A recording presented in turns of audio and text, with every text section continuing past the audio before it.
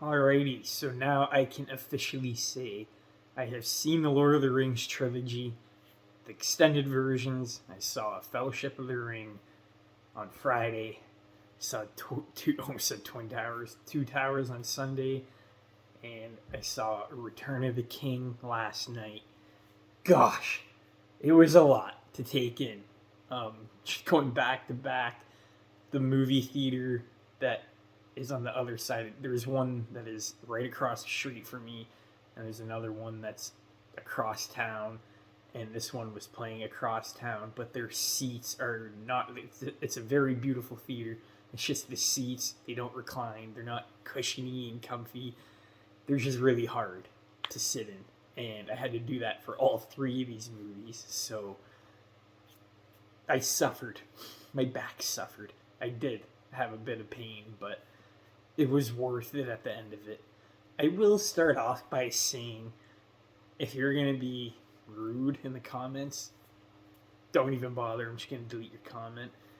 I completely understand why people love these movies the way they do. Absolutely love them. Like, I know some people that I work with, I know some people that I'm friends with that just, you know, this is their bread and butter.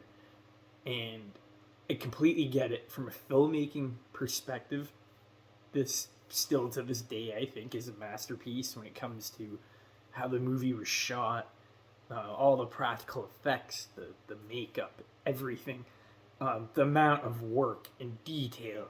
I haven't even seen all the behind the scenes yet, and that's after watching each movie almost being 4 hours, the last one being 4.5 hours. So there's like so much behind the scenes stuff that I haven't seen, but there's stuff that I know, I've heard word of mouth, and all due respect, to the Hobbit trilogy, but I don't think it'll ever look as good as Lord of the Rings did, even with the CGI that they use in that movie.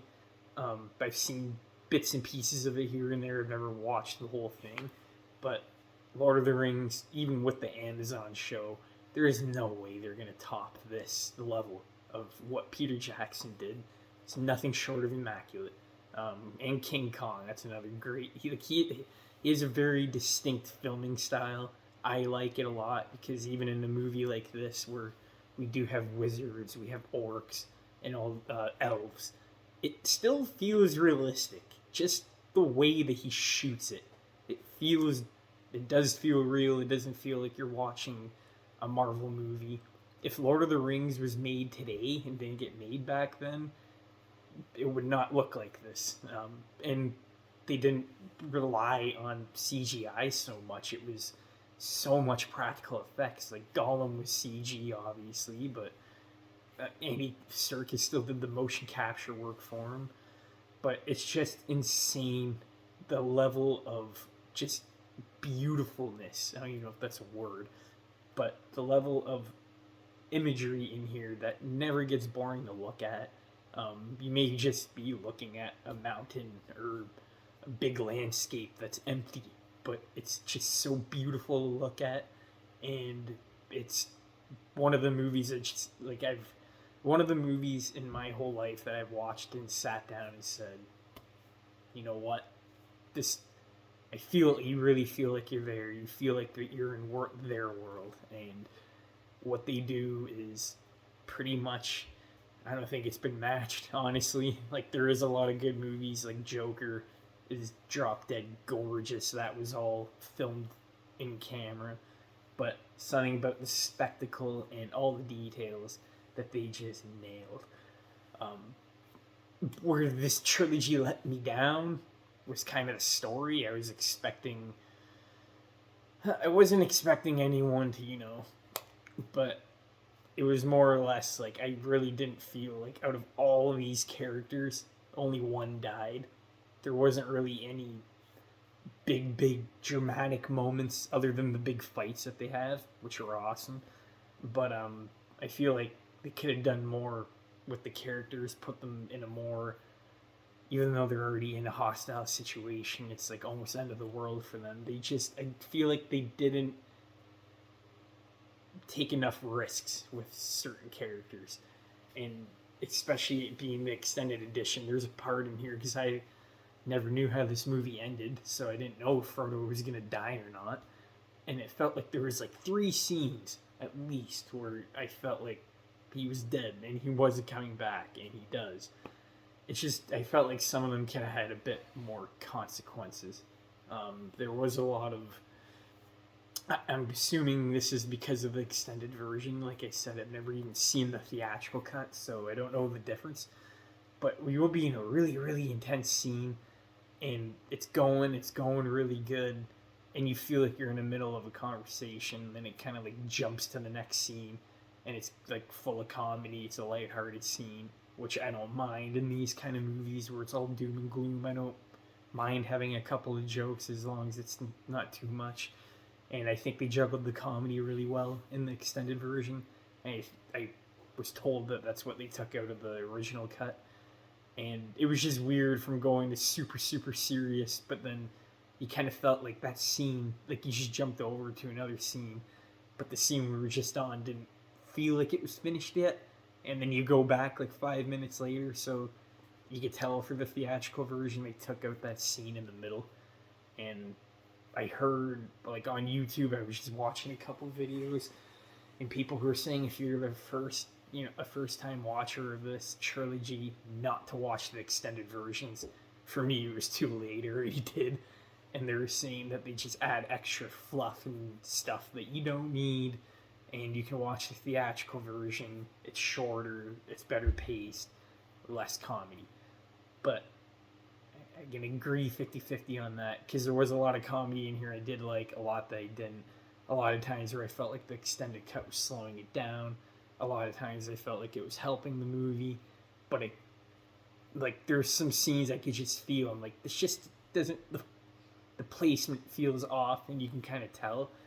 So I don't know. I might just for shits and gigs go watch it scene for scene like the theatrical version, but I don't really see it making a huge difference. Anyway, like I was saying, my gripe with this trilogy is I just don't feel like they took enough consequences with the characters, or risks, sorry.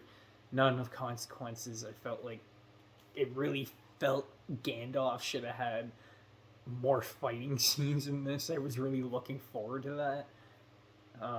Him using his wand more would have been nice. I know he got it broken, then he got something else, but I don't know. It just wasn't the same, and I didn't need to have the fucking scene of the two guys. I forget the brothers' names with the talking tree. It was cool at first, but and yet again, I'm assuming this is from the extended edition because it just goes on and on and on. Not really having that much of a point in the story. It all comes together by the end, but still kind of felt unnecessary. Yeah, definitely Two Towers was my least favorite, and I'm pretty tied up with Lord of the Rings, Fellowship of the Ring, and Return of the King.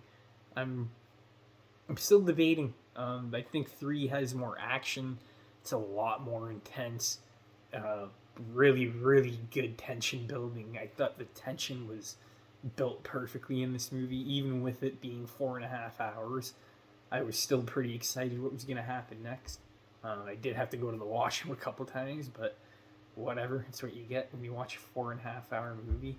It did have all of these movies, even Two Towers, brilliant score.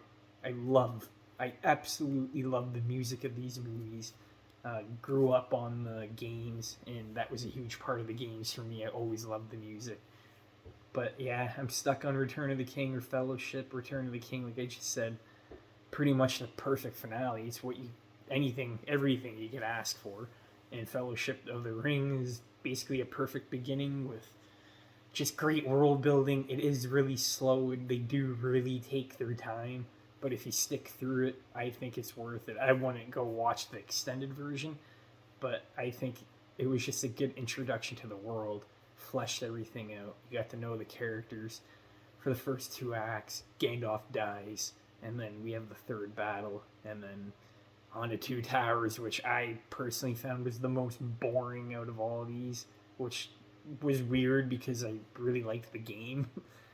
and I was excited for it. I didn't know what to expect. Didn't like the characters, all that. I have a review if you want to watch it.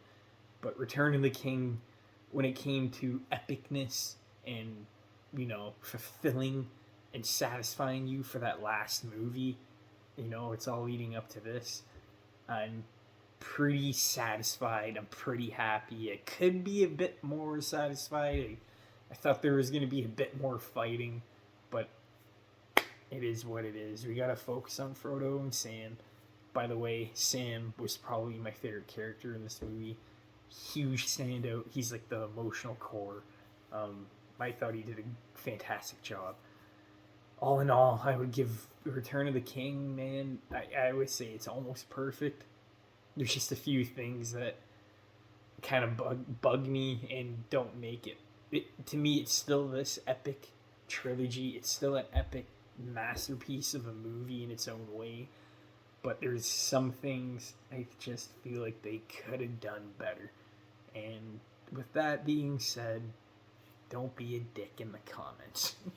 Thank you guys for watching, and I'll talk to you later. Peace out.